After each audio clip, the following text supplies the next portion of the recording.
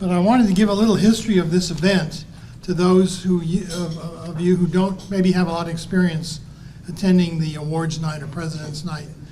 It's a night when we recognize our peers for the work that they did through awards, special awards.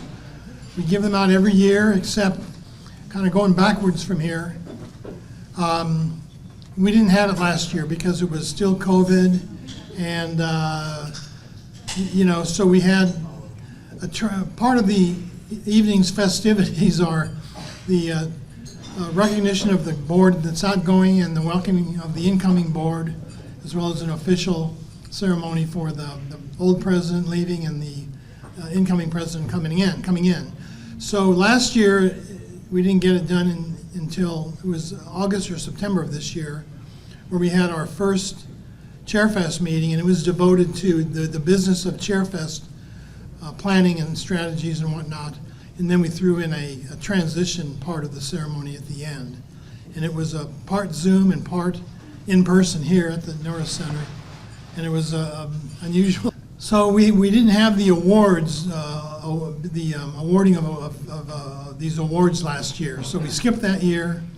The year before, it was right as COVID was cranking up, and we had a Zoom event where everybody did it digitally. So you still won't be louder, huh?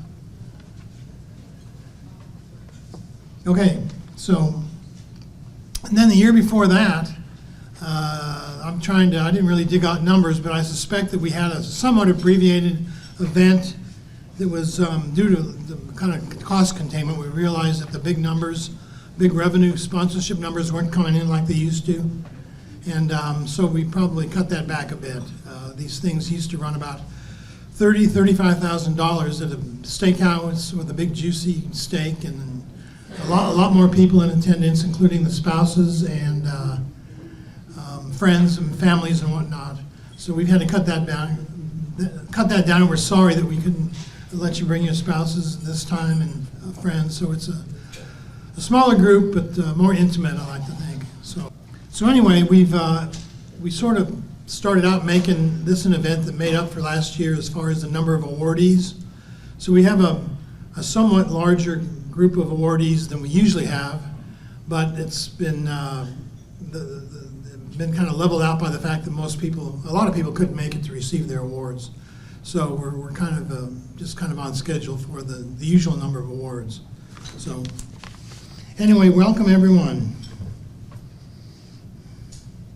So we'll start off the evening by recognizing the corporations who were big sponsors during the year, go the extra mile to help HGS over the last couple of years. They're very important to our ability to provide affordable events and ultimately for HGS's continued financial success. So I'm going to divvy out some of the responsibility here to present the awards. And in fact, William Goff, our outgoing treasurer, will be the first to present the Corporate Star Awards. And he's an outgoing treasurer and an outgoing fellow, I imagine. We didn't see much of him this year. In fact, I think I may have met him tonight for the first time. We thought we may have met at an earlier social event, but kind of the way it was. All of our board meetings were Zoom, and so I know his face from. The Rising Star Award honors individuals who are relatively new to the HGS or have recently made significant and promising contributions to the enhancement and success of the society. So first up, we have Amanda Johnson. And while you're walking up, I'll comment here. The HGS Student Expo Committee. Amanda has served on this committee for the past 2 years and is the lead chair for the 2022 Student Expo. She's done an amazing job organizing the committee and working through the logistics of what is turning out to be a great event at the Student Expo. It's going to occur September 19th, 20th, and 22nd of this year, and will serve to help many students learn interviewing skills and be interviewed by companies that are looking to hire now and in the near future. So she's also been elected to the HGS Board of Directors as secretary for 2022 and 23. So she's got her work cut out for her this year, that's for sure.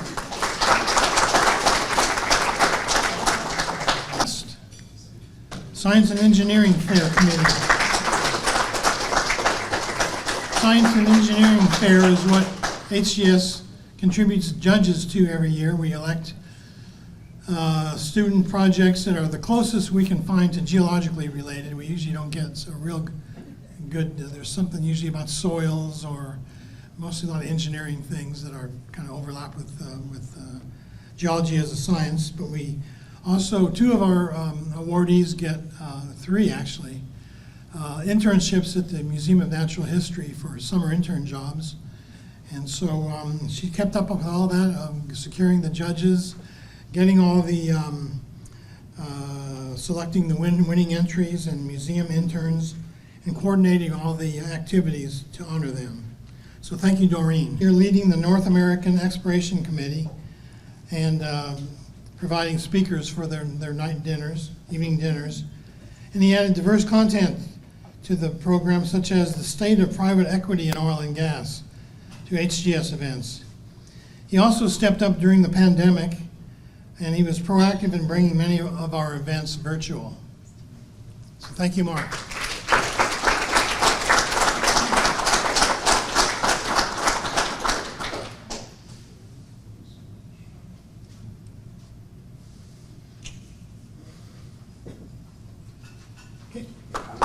Okay, so we've come to the end of the Rising Stars, and Dianna Phu will be our next presenter, and she will give out the awards for the Chairman's Award. It honors members who have made extraordinary efforts or unique contributions to their committee. These members deserve special recognition for all they've done in the past year. Please come forward and receive your award as Diane calls out your name. So our first Chairman's Award goes to Bill DeMiss. For his participation in the Continuing Education Committee. But Bill has been a major contributor behind the scenes in helping to strategize new topics, as well as in the logistics, both virtual and in person. And he has contributed his personal time in instructing a course and possibly doing so in the fall. So we're very, very appreciative of his efforts and contributions and want to recognize him for his service.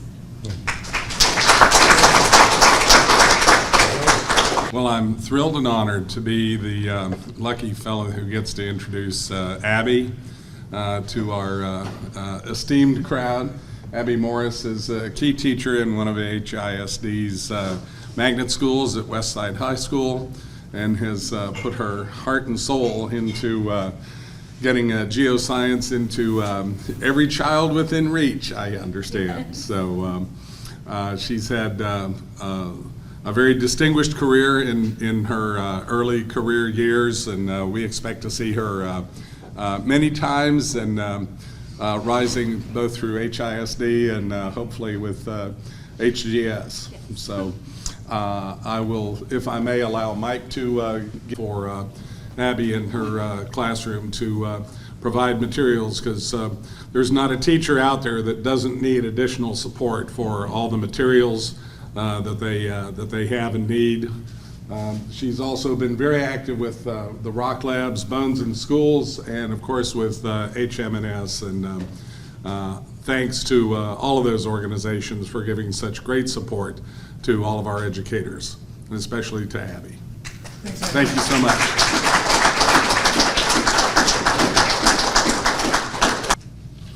So the last award for the night is being honored posthumously, or awarded posthumously. And this distinguished award will be presented by Rosemary Laidacker. Martha McRae served the Houston Geological Society with honor and distinction. She passed away last year, but I am so proud that HGS is giving this award to her. She's very deserving, and her family will accept it. She was a geologist who not only worked for some of the world's largest oil and gas companies, but volunteered countless hours to inspire others, especially the younger generation, and to appreciate both the art and science of geology. Martha was central to the success of the HGS largest public outreach event, the Earth Science Week. At the annual event, HGS and its sister organizations connect with thousands of people who are interested in the sciences. Activities included the Houston Museum of Natural Science, Family Energy Festival, field trips, K-12 activities geared for teachers and students.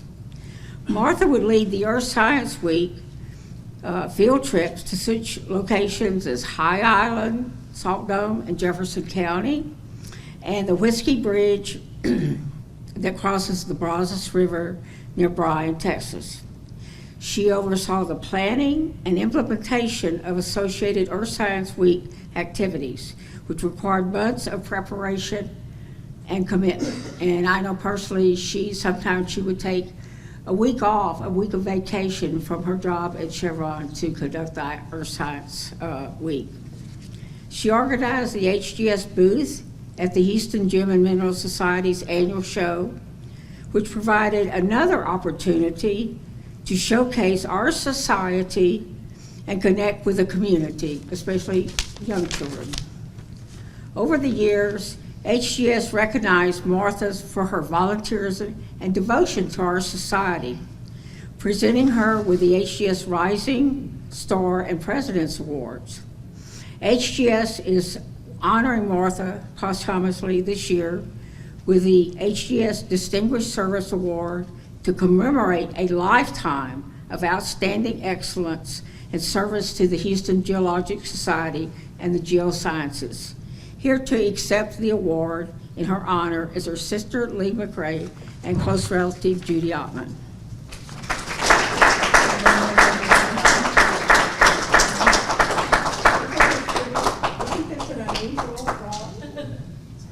Chevron and Thank you, Lee. Thank you for coming. Glad that the rest of them weren't here tonight, because they were really great. So now, having recognized the outgoing board, I turn to welcome the new board, and I guess we have, this is, where's the rock hammer? Right there. Oh, here it is.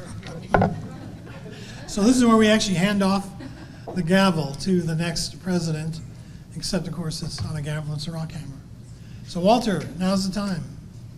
1977, after graduating from the University of Texas in Austin. Upon graduation, Walter joined Ohio Petroleum, and a few years later he joined JWR Exploration. In 1981, Walter formed Thunder Exploration, Inc., a prospect-generating shop evolving in recent years into an investment vehicle. Throughout his career, Walter has served HGS on the editorial committee, communications service committee, and is director on the board. I am pleased to introduce your 22-23 HGS President Walter Light, Jr. of Thunder Exploration.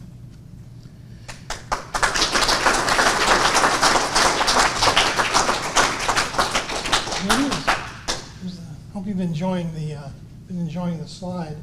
Your new board. I've worked with these folks, most of these folks the last year, and then some of them in just doing normal business. And I think we've got a great board.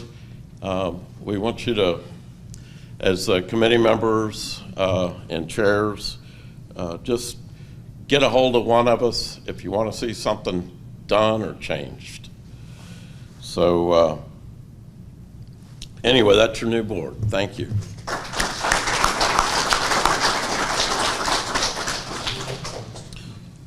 And then do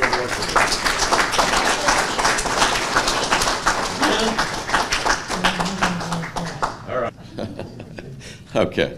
I want to thank all of you, all the awardees, and all the board members for your vote of confidence in me to lead our premier geological society. This year we're going to be celebrating our 100th anniversary.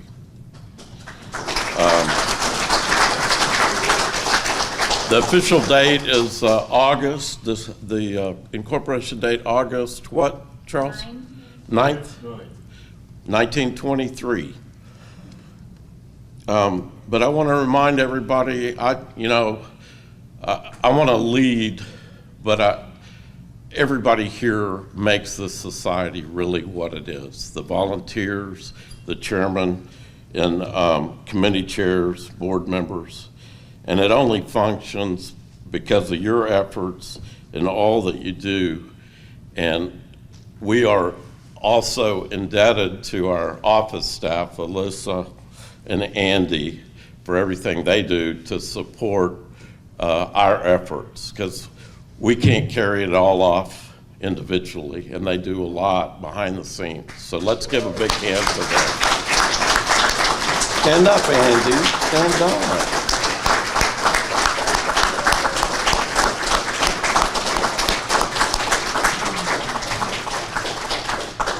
Thank you all again. Look forward to working with both of you.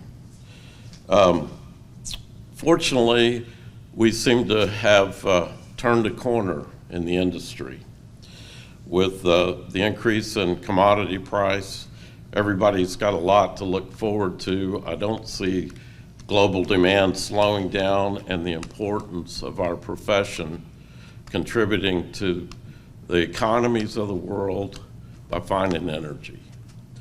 And I can't think of a better place to be doing that, and the only place in the world is Houston, Texas. So keep up the good work out there. We're coming out of years of uncertainty, and I think I was looking the other day, a slide in commodity prices, oil price from 14 down. So, 9 years of that, and gas doing the same thing. But I think we've turned a corner. And with that momentum and working together as a team with everybody in this room and the folks that aren't here and those that haven't stepped up to serve yet, I think we can accomplish a lot in this 100th year of our society. So there are kind of three things that I have targeted for us to focus on, and I would appreciate y'all's help and input to make these things, bring them to fruition. First is we really need to work on increasing our membership, broadening the base, bringing in folks that have never joined or don't even see the reason to. And there are a lot of ways we can do this, but I think we need to take every opportunity and use everything at our disposal to revitalize the Geologic Society. And one thing I've thought about is just printing up a lot of applications and stick it in your jacket pocket or your purse, and you go to a meeting or you're out where there are other geologists, and just ask them, have you re-upped? Or would you like to become a member? And you can sign them up right then, get the process started. A lot of people would like to do it electronically, but a lot of things happen in this world because people get a personal invitation. And building those business and personal relationships is really what it's about when you're trying to establish or strengthen a community. And we've got a community here, the best in the country in terms of geologic societies, the premier society. So I'd like, we just need to work really hard on membership. And the next thing is restore the in-person component of our events. We're gonna have something going around, whether it's COVID or the new round of flu, not to make COVID sound insignificant event, but it has dismantled every part of our life. Our church communities, our social events that we do with our friends and neighbors, and particularly our professional societies. And it is imperative that we get back together in person for events like this, or smaller, or hopefully larger, in venues that are fun and reasonable food. And there's nothing better than those kind of events that will rebuild our professional business and personal relationships. And as you well know, these have just been completely disrupted. So we need to work really hard to do that. And I think the in-person events and or hybrid in those cases, and that's actually a good thing. We've all got a lot of experience now working on Zoom. And for those people that can't make it or are sick at home or traveling, they can pick up their phone or open up their tablet and join a meeting. Our first of those events that's on the calendar, though there may be some others that come in, is our Africa conference in September. And Caroline Walkman is heading that up. She's doing a great job keeping that on track. We had to make some decisions early on, and that is going to be a kind of a hybrid. All the presentations are going to be on Zoom. But we are going to have some in-person networking events. There's remind me, Carolyn, that we're going to have a cocktail party as one of those during the conference. But I'm hoping that from there forward, and even maybe our first monthly meeting, we may be able to have back here. So we're going to work towards that. And if we can do these, pursue these two first points, the third point is we need to return the society to a financial profitability. The last 2 years have been incredible, incredibly draining on resources, not only for this society, but for most businesses. You know, we had a 2-year hiatus here. And so those committee members that are here and board members and your friends that are gonna serve as volunteers and bring new ideas,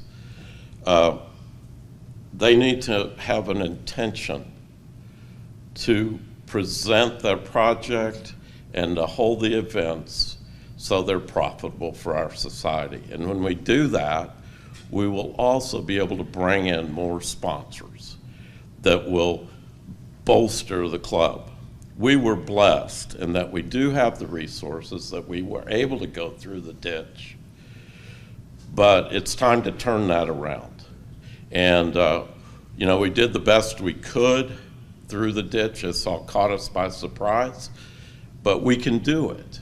And if we focus on increasing the membership and increasing participation, that'll go a long ways. And along with those events, let me just mention a couple of more. We've got an incredible field trip planned for West Texas to look at the producing section in the Permian Basin. And that's going to be in the late spring next year. We have our biannual, semi-annual? Once every 2 year Grand Canyon trip, which is a phenomenal field trip, a trip of a lifetime. I've been blessed to have been able to go on that 2 times. Those are 2 outstanding events. And then as a society, I mentioned we've got a 100-year anniversary coming. We've got 2 events right now planned. Charles and Linda are heading up that group with a committee, and some of you others folks may be involved in that, but we've got a joint celebration during the Geo Gulf, which was the GCAGS, and that'll be in April, is that right, Charles? And we will be the hosting society among those other participating geological societies, but we will be spotlighted for sure as the oldest in the Gulf Coast geological societies. Yeah, might be. I don't know the history of all the other ones, but in any case, and then we're going to have a specific gala event in the fall. which will be us, and a chance to celebrate. And hopefully, we'll have recruited more people to participate. I was around for, I guess it was the 75th. We had a great party at the Petroleum Club. And if we can get all this done and raise, make our society profitable, we can get sponsors, of course. But sponsors come when they say you can manage the money. You have a fiduciary responsibility to manage the finances of the society. So you got ideas, ways to revamp, better ways to approach things. I want to hear about them, and we'll try to implement them. So thank you again for doing what you've done so far. This is your society. We're going to make this a great year, and it's a turnaround year, and I hope we can look back at the end of next year and say we really made a difference. So thanks again, and have a good night and a safe drive home, and I look forward to hearing from you. Okay, there we go. And got it. Great, thanks.